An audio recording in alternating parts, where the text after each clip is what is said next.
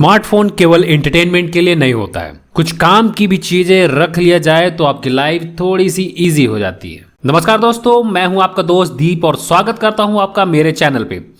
अगर आपने सब्सक्राइब नहीं किया है तो सबसे पहले सब्सक्राइब कीजिए और बेल आइकन जरूर दबाइए। दोस्तों, आज मैं कुछ ऐसे एंड्रॉयड ऐप्स के बारे में बताने वाला हूं जिसके रहने से आपकी लाइफ थोड़ी सी इजी हो जाएगी। और ये ऐप हर किसी के लिए हेल्पफुल है, चाहे आप स्टूडेंट हो, घर की मैनेजर हो यानी हाउसवाइफ हो, या फिर ऑफिस में काम करने वाले। एंड पर्सनली मैं ये ऐप्स यूज करता हूं। कैसे, आइए देखते हैं। मेरा सबसे पहला जो ऐप है वो है मोनिटो, जो फ्री है, इंडियन है, वो भी बिना एडवर्टीजमेंट के। जी हाँ, आपने सही सुना, इसमें कोई भी ऐड नहीं आता है। मोनिटो आपके daily expense and income record करने के लिए इस्तेमाल में आता है। इसकी खास बात यह है कि ये बहुत ही सिंपल है। अगर आप घर गृहस्थी चलाते हैं या फिर एक स्टूडेंट है तो ये ऐप आपके लिए बहुत ही जरूरी है, क्योंकि आप देखना चाहेंगे कि आप सबसे ज्यादा किस चीज पे एक्सपेंस करते हैं, किस चीज पे ज्यादा खर्च करते हैं, ताकि उसको मैं कंट्रोल कर सकूं। तो और मैं ये कहूंगा आपको कि एटलीस्ट 1 मंथ एक बार आप इसको ट्राई करके देखिए, ये ऐप को यूज करके देखिए, आपको जरूर बेनिफिट होगा।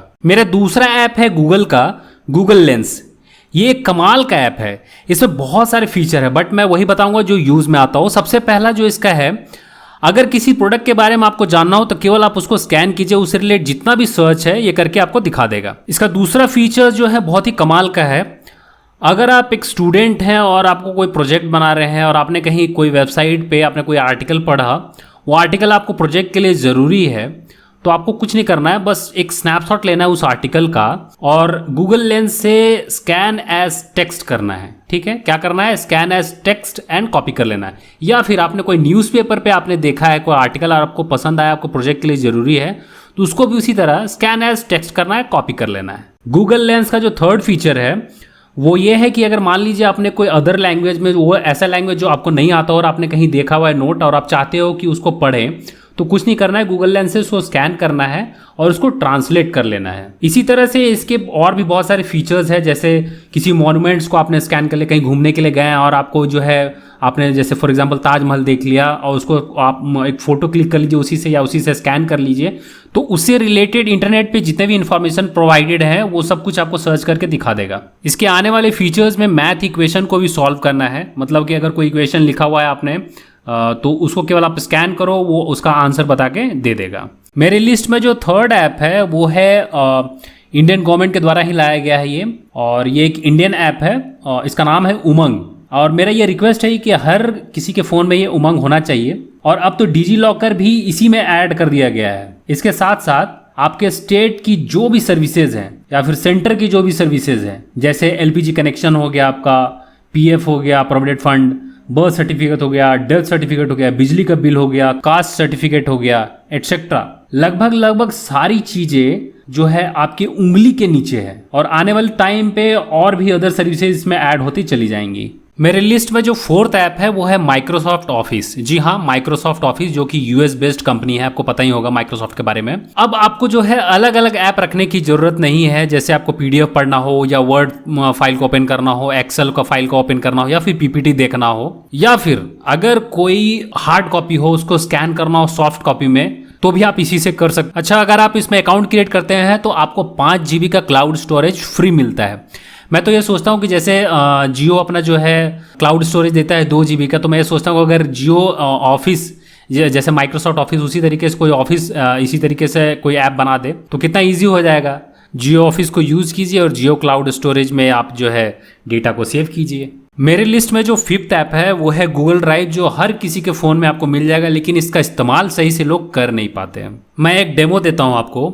आप ऑफलाइन बहुत सारे बिल का पेमेंट करते होंगे और उसका जो रिसिप्ट है अगर कभी ज़रूरत पड़ जाए तो आपको जो है समय पे मिलेगा नहीं, आप ढूंढते रहोगे लेकिन आपको समय पे आपको कभी नहीं मिलेगा। फॉर एग्जांपल बिजली का बिल हो गया, अभी भी ऑफलाइन जमा होता है। तो बहुत ही सिंपल है, आपने क्या करना है, जितने भी आपके जो बिल हैं, आप जो पेमेंट करते हो उसके नाम से गूगल ड्राइव पे एक फोल्डर क्रिएट करते चले जाना है। जैसे बिजली का बिल हो गया, हाउस होल्डिंग टैक्स हो गया, एलपीजी रिसिप्ट हो गया, स्कूल फी रिसिप्ट हो गया, तो उसके नाम से आपने एक फोल्डर क्रिएट कर लिया। अब माइक्रोसॉफ्ट ऑफिस से हार्ड कॉपी को जो है आप सॉफ्ट कॉपी में बदलिए और हर एक फोल्डर में जो है एक फोल्डर करके आप रखते चले जाइए।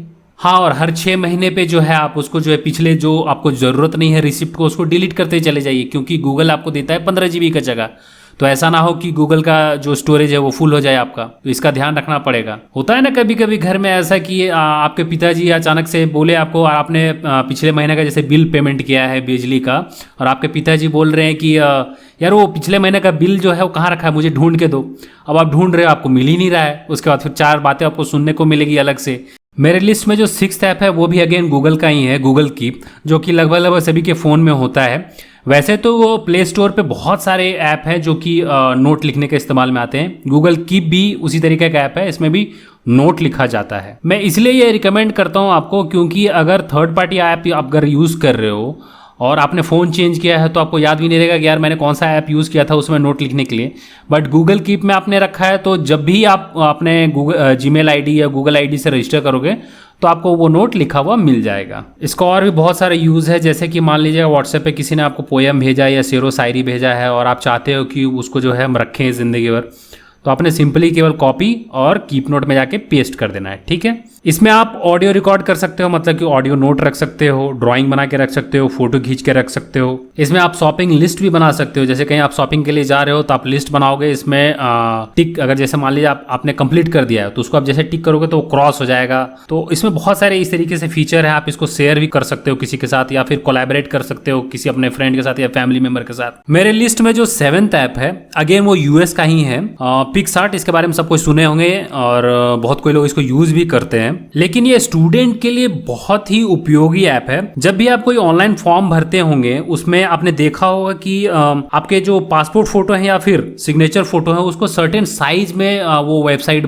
मांगता है कि भाई इतने केबी का होना चाहिए। अब आप जो है प्रॉब्लम में फंस जाते हो वहां पर, या फिर साइबर कैफे ढूंढने लगते हो कि यार मुझे जो है फोटो का जो है साइज कम करना है, कैसे करे। तो पिक्सआर्ट में ऐसा सुविधा उपलब्ध है। इसके साथ साथ यूट्यूबर्स जो है थंबनेल्स बनाते हैं डिफरेंट ऐप यूज करके, पिक्सआर्ट पे भी आप थंबनेल बना सकते हो। उसके जो फोटो एडिटर्स है प्रोफेशनल, उनके लिए भी इस ऐप में बहुत सारी चीजें हैं। जैसे कुछ लोग जो है डिजिटल मार्केटिंग करते हैं उनके लिए भी इसमें बहुत कुछ है। आप जो है इंस्टाग्राम पे स्टोरी अगर बना रहे हो तो उसके लिए भी इसमें बहुत कुछ है। बिजनेस स्टोरी बना रहे हो किसी बिजनेस प्रोफाइल के लिए तो इसके लिए भी इसमें बहुत सारी चीजें हैं। चाहे वो इंस्टा हो, एफबी हो, यूट्यूब हो या फिर ट्विटर हो, सबके लिए सबका इसमें जो है एक साइज डिफाइन है। आप इसमें जाओगे ग्रुप में, वहां पे जाके साइज देखोगे तो वहां पे साइज डिफाइन किया हुआ है। आप इसको जो है प्रोफेशनल तरीके से आप यूज कर सकते हो। मेरा जो 8th ऐप है वो सब लगभग सभी के फोन में होता है और सबको उसको यूज भी करते हैं, बट इसलिए मैंने इस लिस्ट में उसको ऐड किया कि इसका एक जो फीचर है वो बहुत ही मुझे पसंद है, वो है लोकेशन शेयरिंग। बहुत सारे लोग क्या करते हैं कि थर्ड पार्टी ऐप खरीदते हैं but by default Google map में जो लोकेशन शेयरिंग वो यूज़ नहीं करते हैं। जैसे मान लीजिए आपका बच्चा जो है कहीं